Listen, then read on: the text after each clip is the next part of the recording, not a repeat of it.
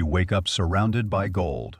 Not just coins, oceans of gold, carved into walls, dripping from ceilings, gleaming in the morning sun.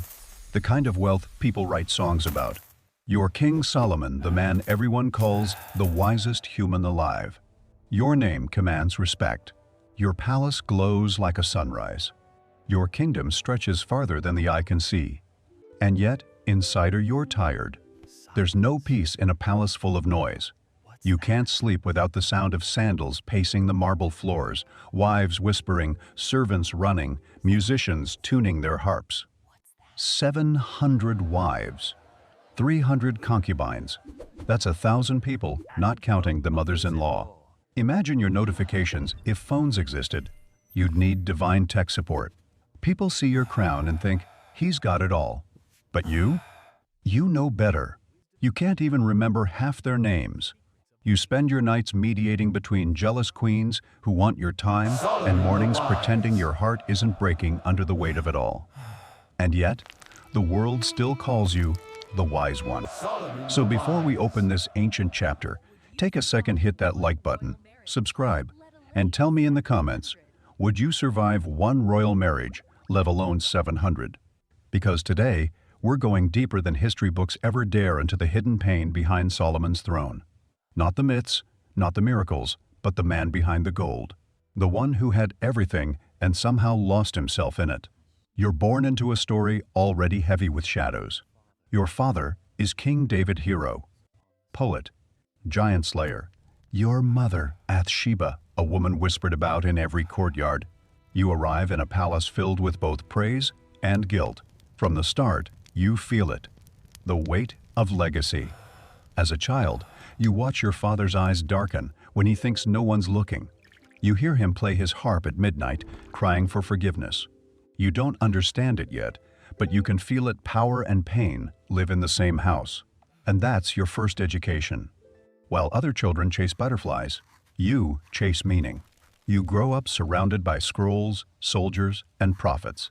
You learn that one mistake can start a war, and one word from a prophet can change your destiny. But your father believes in you. He sees something, maybe brilliance, maybe redemption. Before he dies, he takes your hand and says, "My son, seek wisdom above all else." And you promise. But nobody tells you that wisdom comes with a price: sleepless nights, endless doubts, and the kind of loneliness that gold can't silence. You inherit a kingdom that's powerful but fragile. The people expect miracles. The prophets watch your every move. The courtiers smile to your face and whisper behind your back. Still, you're determined to prove them wrong. You pray for understanding, and you're granted it in abundance. You become the man who can solve riddles, interpret dreams, and see through lies. But that's the problem. Once you see everything, you can't unsee it. You learn the truth about power, that every decision costs someone something. You realize that knowledge isn't peace, it's pressure. If you're watching this and feeling that pressure in your own life, that weight of expectation, drop a comment below. Wisdom hurts more than ignorance. Because Solomon would agree. You grow into your crown faster than anyone expects. Every morning begins with petitions. People line up outside your throne room. Beggars, farmers, merchants, mothers, all asking for your judgment. You listen, you decide, and your reputation grows. The world calls you Solomon the Wise. But they don't see the sleepless nights, the voices in your head asking, "What if I'm wrong?" You remember the day two women came, both claiming the same baby. You gave your verdict, split the child. Everyone gasped, but you knew the real mother would rather lose than destroy. History calls it brilliance. But for you, it was horror. Watching fear flash in their eyes taught you that wisdom often looks cruel before it looks kind. You study everything: poetry, architecture, philosophy, the stars. You write songs, you build cities, you design temples. You're obsessed with understanding how the world works and why people break. But the more you know, the more you realize how small you feel. The prophets praise your insight, the nobles bow before your throne, and yet every compliment feels hollow. You're starting to wonder if wisdom without joy is just another form of madness. Then come the alliances: Egypt, Moab, Sidon. Each political marriage brings peace and another wife. You tell yourself it's diplomacy, but in truth, you're chasing connection through obligation. Love turns into strategy. Intimacy becomes politics. And before you know it, you've built a palace full of strangers, 1,000 women, each with her own gods, her own expectations, her own version of you. And that's when you realize, you can command a kingdom, but you can't command your own heart. If that irony hits, tap that like button because things are about to get darker. You used to believe wisdom could save you. Now, it feels like it's killing you. The palace is louder than ever. Laughter, music, arguments. You can't walk 10 steps without someone asking for something. You start building more gardens, altars, shrines, anything to distract yourself. At first, it's harmless. Then, just a small altar for my god. It's compromise. One queen asks you to build a small altar for her god, just a gesture of respect.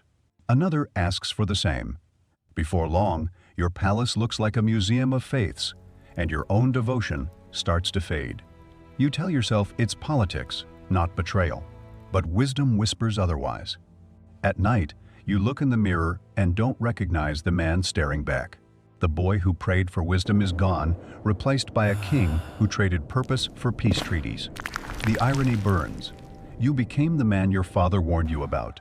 You walk through the temple, you built the greatest structure on earth, and wonder why you still feel empty. You wrote thousands of proverbs. The heart is deeper than the sea. None explain mine. Yet can't find one that explains your own heart. Some nights you wander the halls, passing by doors of women you once swore you loved. Their laughter used to thrill you now. It sounds like echoes of mistakes. You start writing again, not for glory, but survival. The words pour out like confession. I have seen all the works done under the sun, and behold, all is vanity. Wisdom, power, beauty, all fading illusions. You realize knowledge can't save you from loneliness. It only describes it better. If you're watching this, wondering how a man with everything could feel so hollow, comment below. Peace is rarer than gold, because Solomon knew that too well. Years blur into decades. The kingdom still thrives, but inside, you're unraveling. You wake up before dawn, walking barefoot through the silent corridors. The walls gleam with gold, but your heart feels like stone. Your wives still compete for your gaze, your servants still bow, but no one looks at you. Not really. You've become a myth even while you're alive. You start seeing signs of decay not just in the palace, but in the nation. The wealth you gathered starts breeding greed. The peace you built through marriage starts cracking under jealousy and religion. The same wisdom that built your empire now condemns you. It tells you that you sowed too much, too fast, too wide, too shallow. And you can't sleep. You stand by your window at night, staring at the stars. You used to study them for meaning. Now, you just watch in silence, wondering if they pity you. You begin to write again longer, darker. Your scrolls turn into philosophy, your songs into laments. You stop chasing answers and start admitting truths. There is a time for everything, a time to build and a time to break down. You realize that maybe wisdom isn't about being right. It's about surviving your own mistakes. If you're still watching, take a second. Like this video, if you've ever felt the weight of your own choices because Solomon carried that weight till his last breath. One evening, the palace is unusually still. The sunset paints Jerusalem gold and red, the same colors that filled your life. You sit alone on your balcony, robes heavy, crown crooked, eyes distant. The city below still praises your name, but you know the truth. The legacy is built on sand. You think back your first prayer, your father's warning, your 1,000 loves, your endless nights. You realize that every piece of wisdom you ever gained was meant to lead you here, not to rule others, but to understand yourself. You whisper softly, "What profit has a man of all his labor?" The wind doesn't answer, but somehow you find peace in the silence. For the first time in years, you smile. Not the royal kind, a real one. Because you finally understand, Peace isn't found in palaces, gold, or even wisdom. It's found in surrender. You close your eyes and say your last quiet prayer, not for power, not for forgiveness, but for understanding. And that's your redemption. Not erasing your past, but learning from it. As the music swells, your voice echoes through time. I had everything the world could offer, and still, my soul was restless. Let those who come after me know this truth. The heart, not the crown, decides a man's peace. Centuries later, your words still echo in classrooms, temples, and screens like this one. People quote you without realizing that behind every proverb was a man who bled wisdom from heartbreak. If this story opened your eyes, hit that subscribe button, drop a comment with your favorite lesson, and share this video with someone who needs to hear it. Because sometimes the greatest pain hides behind the greatest wisdom.